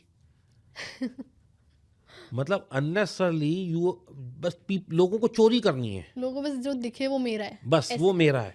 रेल की पटरी चोरी कर लेते हैं। अरे भाई आप सोचो, कल को आपके परिवार का भी तो कोई उसमें हो सकता है रेल में। Just for few thousand of rupees you are playing with the life of so many people. बिजली की तार सरकारी लोग छोड़ के जाएं कि कल यहाँ से यहाँ तक तार डलनी है, आज इतनी डली, कल आएंगे, रात को तार चोरी हो जाती है। तो अपने यहाँ तो इसका मतलब माइंडसेट ही चोरी वाला है ना। तो देश तब सुधरेगा, प्रोग्रेस तब होएगी, चीज़ें तब बेहतर होंगी जब ये माइंडसेट चेंज होगा। तो अब हम आते हैं वापस बजट पे। तो बजट में इस बार सरकार ने कैंडी नहीं दी है, लोगों को टैक्स का कोई बेनिफिट नहीं दिया, क्योंकि ऑलरेडी पिछले साल बहुत बड़ा बेनिफिट दे दिया था उन्होंने। 7-8 लाख रुपए से 12 लाख आपको उसमें बहुत छूट मिल गई थी। आज कोई भी आदमी 1,00,000 नहीं, उसे टैक्स नहीं देना नहीं है। देना है। तो आप इसे कम समझ रहे हो? 60 साल में तो हम पहुंचे 5-6 लाख तक, 7-10 लाख तक, और 7 लाख से 12 लाख हम एक ही साल में पहुंच गए। तो इसको आप कम बेनिफिट समझ रहे हो? सेकेंडली हमने एक और बेनिफिट मिला है, जो लोग एक्चुअली, लोग क्या है, अपना फ़ायदा लेने पे लगे रहते हैं, वो भूल जाते हैं कि सरकार ने क्या किया। अभी जीएसटी 2.0 आया, साबुन से लेके गाड़ी तक सब चीज़ सस्ती हुई, उसका भी तो कहीं अकाउंटिंग हम कर लेना। हमें हर साल क्या सस्ता माल चाहिए? बात हम करते हैं कि हमें जापान जैसा बनना है, यूएस जैसा बनना है। लोग कहते हैं अरे हम पेरिस गए। भाई पेरिस में जाते ही कैसे आपको अकल आ जाती है कि मुझे यहाँ स्पिटिंग नहीं नहीं करनी है, फेंकना है, मुझे यहाँ पे कुछ सामान नहीं फेंकना है, बदल पानी की जाते हैं। बोतल है वो डस्टबिन में ही डालनी है। और इंडिया में आते ही ऐसा क्या हो जाता है कि आप समझते हो भैया ये तो कुछ है ही नहीं है, हमारी सड़क है। बस। So people need to understand, budget में आपको हर साल कैंडीज नहीं मिलेंगी। और मैं तो कहता हूँ बहुत अच्छा इनिशिएटिव है, सरकार को 1-2 साल देना चाहिए, 1-2 साल रोक देना चाहिए, तभी लोगों को समझ आएगा कि we also have to contribute for the country. But sir, Ashneer Grover ji ने कहा था कि हम इतना टैक्स पे कर रहे हैं, बट मैं अपने बच्चों को गवर्नमेंट स्कूल या गवर्नमेंट अस्पताल में नहीं भेजूंगा। ऐसा है कि थोड़ा सा पीछे चलते हैं, ज़्यादा नहीं, 20-25-30 साल। तो आपने शायद अपने दादाजी को कभी कहते हुए सुना होगा, चुंगी के स्कूल का पढ़ा हुआ है। तब चुंगी के स्कूल होते थे और जितने भी स्कॉलर्स और वो हैं वो सब वहीं से पढ़ के बने हैं। तब प्राइवेट नहीं होते थे। पब्लिक स्कूल्स में पढ़ के मैंने नहीं सुना कि कोई आदमी बहुत ही गैलेंट्री अवार्ड मिल रहा है या कोई स्कॉलर बन गया है। तो पहली चीज़, this is a luxury, this is not compulsion कि मैं वहाँ नहीं पढ़ सकता। आज आईआईटी भी तो सरकारी इंस्टीट्यूट है, तो वहाँ क्यों भेजते हैं लोग अपने बच्चों को पढ़? मर रहे हैं, they are dying to get admission there. जिसको डॉक्टर बनना है वो चाहता है कि मेरा बच्चा एम्स में किसी तरीके से उसे एडमिशन मिल जाए। वही बात कि मैं पढ़ा तो वहाँ लूँगा क्योंकि वहाँ मेरा फ़ायदा है, लेकिन मैं वहाँ जाऊँगा नहीं because I am not getting that kind of luxury there. आज आप इंडिया में सिर्फ 3 या 4 ही ऐसे इंस्टीट्यूशंस हैं जहाँ की आप रिपोर्ट ले जाएं दुनिया में कहीं भी तो उसको कोई चैलेंज नहीं कर सकता। उसमें से एम्स एक आता है, सफदरजंग एक आता है जो सरकारी अस्पताल है, ठीक है। तो ये माइंडसेट है। अश्नीर भाई ने क्या बोला मुझे नहीं पता, लेकिन मुझे ऐसा लगता है कि इलाज वहाँ बहुत अच्छा होता है। वहाँ लग्जरी नहीं है, ये बात मैं मान सकता हूँ। क्यों नहीं है? क्योंकि वो अस्पताल बना था 400 लोगों को इलाज करने के लिए, वहाँ पहुँच रहे हैं 4000 लोग। I have been to AIIMS, मैं आपको मंजर बताता हूँ, रूह कांप जाएगी। एक डॉक्टर बैठा होता है, यहाँ पे ऐसे 100 लोग खड़े होते हैं और डॉक्टर सबका इलाज कर रहा है। He is only suppose to see 100 people और मे बी 50 पीपल, बट वो एक एक दिन में 500 लोगों का इलाज कर रहा है। कमरे की कैपेसिटी 10 लोगों की है, 40 लोग अंदर भर्ती हैं और जो कॉरिडोर है उसमें 100 आदमी लेटे पड़े हैं। और मैंने तो ऐसा भी मंजर देखा है कि आदमी लेटा हुआ है, अपनी बोतल यूँ खुद पकड़ के खड़ा है। क्यों? क्योंकि उसे ये ट्रस्ट है कि यहाँ पे जो मेरा इलाज होगा वो बाहर नहीं हो सकता। और आज भी अगर आप, और मैं आपको एक बात बताता हूँ, मैं खुद गया हूँ वहाँ पे, डॉक्टर कहता है कि साहब आप तो हमसे सिर्फ सेकंड कंसल्टेशन ही लेने आए हो, इलाज तो आप बाहर ही कराने वाले हो। आज मेरे को कोई भी बड़ी बीमारी हो जाए, मेरे अपनी मदर इन लॉ को कैंसर हुआ था, हम इलाज उनका बाहर करा रहे थे, लेकिन हम एम्स में उनका जो है ओपिनियन लेने गए थे। क्यों? क्योंकि हमें ये कॉन्फिडेंस है कि जो एम्स वाला बोल देगा वो उसको कोई चैलेंज नहीं कर सकता। और अभी मैं कह रहा हूँ कि मेरे को वहाँ के इलाज पे डाउट नहीं है, बट मुझे वहाँ लग्जरीज नहीं मिल रही क्योंकि वो सरकारी अस्पताल है। If I want to make it a five star hospital तो हमें अपनी जनसंख्या को कम करना पड़ेगा। True. हमारा देश चला था 20 करोड़ की जनसंख्या से, आज हम 140 करोड़ की जनसंख्या पे बैठे हैं। तो 140 करोड़ की जनसंख्या पे जो फैसिलिटी मिल रही है वो बहुत अच्छी मिल रही है। सरकार को मैं रिक्वेस्ट करूंगा, अपील करूंगा कि बजट तो जो है वो है, एक आगे लॉ लेके आए जैसे चाइना लेके आया था, 1 चाइल्ड पॉलिसी। अब हमें बहुत सख्त ज़रूरत है, बहुत। We actually need to control our population. आज भी जो अंडर दी पॉवर्टी का तबका है या पॉवर्टी से थोड़ा सा ऊपर वाला तबका है, पॉवर्टी लाइन से 8-8 बच्चे हैं उनके। तो आप सोचते हो कि क्या मोदी जी की जिम्मेदारी है ये कि देश को अच्छा बनाए? हमें सुविधाएं तो सारी चाहिए। आज 80 करोड़ लोग राशन सरकार से पा रहे हैं और मैं कहता हूं वो सब राशन वेस्ट जा रहा है। बात सही है सर। और वही आई थिंक कोर इशू जो आपने आइडेंटिफाई किया है कि हमारी पॉपुलेशन बहुत ज़्यादा बढ़ती एंड इट इज एक्सपेंडिंग। वो एक्सपैंड करते करते हर सेक्टर को ख़राब करती भी जाएगी और ये एक वायरस की तरह फैलेगा। बिल्कुल सर, एक क्वेश्चन पे आता है फटाफट कि जैसे इंडिया और यूरोप की डील हुई थी जिससे निकला था कि हमारे इंडिया में कार सस्ती हो जाएगी, स्पेशली लग्जरी कार्स, क्या ये होने वाला है? भ्रमित है ये। क्यों? कौन सी गाड़ी सस्ती होगी? चलो हम पहले ब्रांड की बात करते हैं। क्या मारुति की गाड़ियां सस्ती होंगी? बिल्कुल नहीं होंगी, क्योंकि वो तो इंडिजीनियस है। अब हम बात करते हैं जो बड़े ब्रांड्स हैं, जो 40 लाख या 20-30 लाख से गाड़ी शुरू होकर 1 करोड़ तक है, वो भी सारी इंडिया में बन रही हैं या असेंबल हो रही हैं, तो वो भी सस्ती नहीं होंगी। बाहर से कौन सी गाड़ी आती हैं जो 1.5 करोड़, 2 करोड़, 2.5 करोड़, 4 करोड़ की हैं? उस कैटेगरी में कौन लोग फॉल करते हैं? जो फॉल करता है उसको बेनिफिट मिल जाएगा। उनकी वाली कार उनकी सस्ती हो गाड़ियां रही है। सस्ती होंगी, लेकिन आम आदमी को इससे कोई फर्क नहीं पड़ेगा। तो जो ये रीलें बन रही हैं, मैं उन सब लोगों से रिक्वेस्ट करूंगा, भाई पहले अपनी स्टडी करके आओ, पढ़ो पूरा कंसेप्ट। सिर्फ इसलिए नहीं कि मुझे इंस्टाग्राम की रील पे व्यूज चाहिए, मैं अपना कुछ भी बोल दूं। सोशल मीडिया पे भी लोगों को रिस्पॉन्सिबल होने की ज़रूरत है। तो गाड़ियां सस्ती हो रही हैं, मैं डिनायल पे नहीं हूं, लेकिन आम आदमी को फर्क नहीं पड़ने वाला। 2 करोड़, 3 करोड़, 5 करोड़ की गाड़ियां सस्ती हो रही हैं, ऑफ कोर्स वो हो रही हैं, लेकिन ये वाली गाड़ियां सस्ती नहीं हो रही।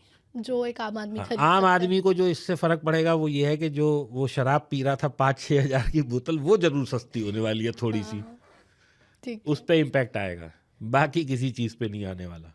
एक और ग्लोबल इम्पैक्ट की बात करें तो सऊदी अरेबिया ने अपनी स्टॉक मार्केट ओपन करी है फॉरेन इन्वेस्टर्स के लिए। तो क्या इंडियन इन्वेस्टर्स इन्वेस्ट कर सकते हैं और क्या रिस्क है इसके? इंडियन इन्वेस्टर इन्वेस्ट नहीं कर सकते उसमें डायरेक्ट, क्योंकि आपको कोई भी पैसा आप इंडिया से बाहर लेके जाते हैं ना, तो उसके ऊपर एक चेक पॉइंट है, जिसको कि हम फेरा फेमा और वो आरबीआई से परमिशन, जैसे आप जाओ और कहो मेरे पास पैसा है, ये मैं दुबई में घर खरीद लूँ, तो नहीं खरीद सकते आप, आपको गवर्नमेंट से चेक पॉइंट, एक परमिशन लेनी है। दूसरा, शायद लिमिट $2 लाख पर पर्सन की है, जो आप बाहर की कंट्री के किसी भी स्टॉक मार्केट में इन्वेस्ट कर सकते हैं। वो शायद अभी इस साल कुछ बड़ी घटी भी है, मुझे पास एग्जैक्ट नंबर्स नहीं है, लेकिन $2 लाख थी पहले एक साल में। हाँ, उतना आप इन्वेस्ट कर सकते हैं, लेकिन आप एक चीज़ समझने की कोशिश करो कि इंडिया में इतना एफआईआई क्यों आता है। हम लोग ना 140 करोड़ की जनसंख्या का देश है, हर दूसरा आदमी यहाँ मोबाइल लेके घूम रहा है। अभी आपको मैं बताऊं खुशी, अभी ना मैं बिहार से भी कहीं आगे गया था, बिहार के किसी गांव से मैं गया था, तो आई वॉज गोइंग, तो मुझे वो कुछ भूख सी लगी, तो मैंने देखा एक नारियल पानी वाला बैठा है, तो मैंने कहा भाई कितने का है, तो उसने कहा 70 रुपये का सर। मैंने उसे 500 का नोट निकाला, उसने कहा सर यूपीआई कर दो। So can you even imagine that the UPI has penetrated deep down the people. जो अनपढ़ लोग हैं वो भी आज यूपीआई से पैसा ले रहे हैं। आप धनिया लेने जाओ तो भी आप यूपीआई से एग्जैक्टली, सब्जी वाला भी वो ले रहा है, वो पढ़ा लिखा नहीं है, लेकिन यूपीआई वो बहुत यूपीआई ले अच्छे से यूज कर रहा है। तो हमारे यहाँ जो कंजम्पशन है वो इतनी ह्यूज है कि कोई सोच नहीं सकता। मैं आपको एक नंबर देता हूँ, आप इस पर जरा कैलकुलेशन करके देखो। हम लोग 140 करोड़ हैं, ठीक है। अमूमन मान लें कि 4 व्यक्ति हैं एक परिवार में, तो कितने परिवार हो गए? 35 करोड़ परिवार हो गए। 140 करोड़ है तो 35 करोड़ हो गए। अभी आप मान के चलो इंडिया में कोई फैक्ट्री नहीं चल रही, कोई काम नहीं हो रहा, कोई मोबाइल नहीं चल रहा, कोई इंटरनेट नहीं चल रहा, कोई बिजली नहीं आ रही, कुछ नहीं हो रहा, सिर्फ आदमी रह रहे हैं, कहीं से आमदनी भी नहीं हो रही। ठीक है। फिर भी खाना खाएंगे ना, हाँ। सर्वाइवल के लिए खाना तो खाएगा। 140 करोड़ आदमी या 35 करोड़ परिवार 100 रुपये का भी रोज खाएं तो देखना कितनी वो निकलती है। वॉल्यूम लगाओ जरा, पूरे महीने का कितना होता है। Just imagine that number. बहुत है। लोगों के मतलब और कंट्रीज की, यूरोपियन कंट्रीज की जीडीपी नहीं है जितने का तो हम महीने में खाना खा जाते हैं। 100 रुपये तो बेयर मिनिमम खाना खा ही लेगा एक आदमी आराम से। तो 140 करोड़ इंटू 100 इंटू 30 लगाओ जरा, कितने कंट्रीज की जीडीपी से नीचे आ जाएंगे हम। ट्रू।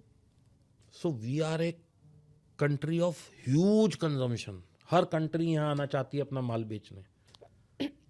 और आज चलो हम एक और दूसरे डेटा पे बात करते हैं। कोविड आया, लोगों के पास काम नहीं था, लोगों के काम नहीं चल रहे थे, लोग ईएमआई डिफ़ॉल्ट कर रहे थे। कौन सा ऐसा आदमी है जिसने मोबाइल यूज़ करना बंद कर दिया हो कि भैया मेरे पास खाने को नहीं है, मेरे पास कुछ नहीं है, मैं 300 रुपये का रिचार्ज भी नहीं करा रहा था? कोई तो मुझे बताओ। कोई नहीं। बल्कि उस टाइम में तो कंटेंट की कंजम्पशन और बढ़ गई, लोगों के इंटरनेट की और डिमांड बढ़ गई। तो आज 140 करोड़ में से 100 करोड़ आदमी अगर मोबाइल यूज़ कर रहा है तो ये तेजी आए मंदी आए करते ही रहेंगे। हमारे यहाँ पेट्रोल का रेट बढ़ता है 2 रुपये, उस दिन तो रात को 12 बजे तक लाइन दिखती है कि अगले दिन कौन खड़ा होता है, सब उसको अडॉप्ट कर लेते हैं। बिजली का रेट 10 रुपये से 12 रुपये यूनिट हो जाए तो क्या हमने पंखे चलाने बंद कर दिए या एसी चलाने? सब एक्सेप्टेबल है, चलता रहता है। सीएनजी की गैस 40 रुपये से 84 रुपये हो गई, किसने घर में खाना बनाना बंद कर दिया बताओ? हम दे मार गाली दे रहे हैं ब्लिंकिट को कि भैया तुम राइडर्स को पैसे नहीं दे रहे। क्या हम में से किसी ने भी उस सुविधा का वो कम करा? बिल्कुल नहीं। फिर so we are people, we know only criticism. हम सिर्फ दूसरे पे ऐसे उंगली उठा के क्रिटिसाइज करते हैं। हम ये नहीं देखते कि देश में सहूलियत कितनी है। अगर आपको कभी देखना है तो आप अफ्रीकन कंट्रीज जाके देखो, आप पाकिस्तान में जाके देखो, आप श्रीलंका में जाके देखो क्या हालात हैं उन कंट्रीज़ के और हम कितने अच्छे हैं उनसे। You will understand. I have traveled almost all of the world, so I have seen various, cultures, various people. I have seen almost all the countries. मुझे पता है कि हम कितने सुख में रह रहे हैं। सही बात है सर। एक लास्ट क्वेश्चन बिफोर हम ये एपिसोड को एंड करें, जो मुझे बहुत मज़ा आया, but which industry are you betting on in 2026? Audience जानना चाहेगी दीपक वाडवा कौन सी इंडस्ट्री पे बेट करना चाहिए? मैं इंडिया पे बेट करूंगा जी। फिर भी कोई इंडस्ट्री, मैं क्योंकि स्टॉक पे बेट कोई करना, स्टॉक पे बेट करता ही नहीं हूँ। हाँ, मैं कहता हूँ आप निफ्टी में पैसा लगाइए। Nifty is a basket of top 50 companies. किसी को कुछ नहीं समझने की ज़रूरत है। डिफेंस चलेगा, सोलर चलेगा, कार चलेगी, ऑटोमोटिव चलेगा, बैंक चलेगा, पैसा चलेगा, कुछ नहीं चलेगा, निफ्टी चलेगी। अगर निफ्टी मुझे खाली बैठे बैठे 17-18% दे रही है तो मैं क्यों भागूं स्टॉक के पीछे? When my index is capable of doing so good, आज मैं किसी कंपनी पे पैसा लगा दूं, वो 2-3-6 महीने अच्छा परफॉर्म भी कर दे, 5-7वें महीने फिर कोई कॉर्पोरेट गवर्नेंस का इशू आ जाए, कोई उसके यहाँ डकैती हो जाए, कोई उसके यहाँ वो प्रमोटर की, भगवान ना करे मैं गलत बात बोलूं, किसी की डेथ हो जाए, तो मतलब वो कंपनी तो गई। तो why I should bet on any one person और एनी वन कंपनी? मैं देश पे क्यों नहीं बेट करूं जब मुझे पता है कि दुनिया का पैसा यहाँ लग रहा है, FII यहाँ आ रहा है। अभी ट्रम्प साहब ने चाहे अपनी वर्चस्व दिखा के कुछ भी करके डील करा ली ना, तो उनको भी तो अपना माल बेचना है। And he seeing India as a big resort. True. भैया तुम रशिया से तेल नहीं लोगे, तुम हमारा ले लो। ट्रू।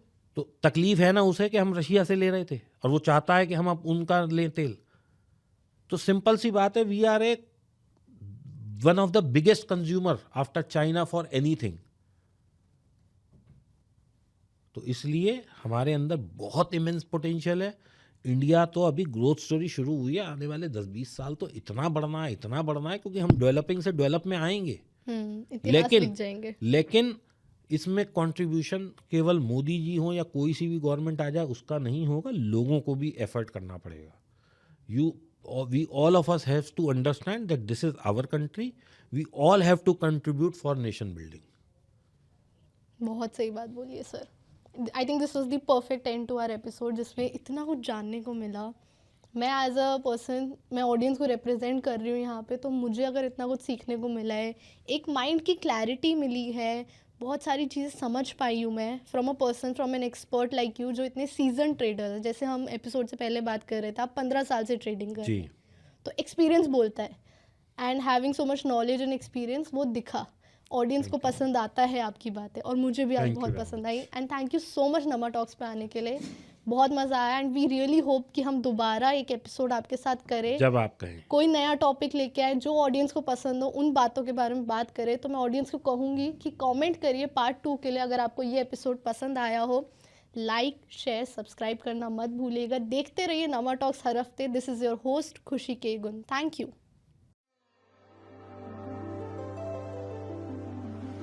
रख दे तू कोई दिल विच गल्लां, रब दिया बंदिया तू सब जाने। अपने अंदर लेके तुरदा, क्यों फिक्रां विच पल तू गवावें। कुछ राज तेरे कट अपने